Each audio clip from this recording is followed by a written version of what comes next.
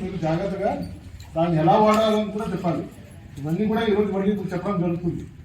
Mobile ఇచ్చేటప్పుడు కానీ cyber crimes కానీ ఇట్లాంటివన్నీ కూడా సాయంత్రం ఎలా ఉంది, టీచర్ స్కూల్ ఎలా ఉంది, ఇవన్నీ కూడా మానిటర్ చేసుకోవాలమ్మా మీరు కూడా. దానికోసమే మెగా పేరెంట్ టీచర్ మీటింగ్ పెట్టాలి. దీంతో పాటు ప్రోగ్రెస్ మళ్ళీ హెల్త్ పారామీటర్ ఇండికేటర్స్ కూడా చెప్తారు మీకు. ఎందుకంటే మనకి రక్తహీనతతో వచ్చే ఇష్యూస్ చాలా ఉంటాయి.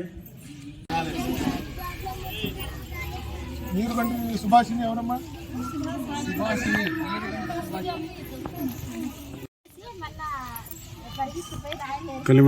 ఆ బాక్స్ లో మళ్ళీ జంప్ చేసి బాక్స్ లో పెట్టి మళ్ళీ పరిగెత్తిపోయి మళ్ళీ రాయలు ఏర్కొని వచ్చి మళ్ళీ నెక్స్ట్ బాక్స్ లో ఎంత నెంబర్ ఉందో అంత తీసుకొని పోయి రాళ్ళు మళ్ళీ జంప్ చేసి మళ్ళీ పెట్టి అట్లా ఓటీపీ షేర్ చేసిన తర్వాత హెల్త్ చెకప్ అనేది చేయడం జరుగుతుంది. దీంట్లో ఏంటి చెకప్ చేసి దీంట్లో ఎంట్రీ వేసి ఇస్తారు.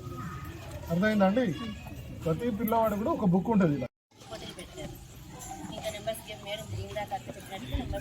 ఎంతమంది మొబైల్ యూజ్ చేస్తారు పిల్లలు? సెల్ ఫోన్ వాడే పిల్లలు చేతి ఎత్తండి.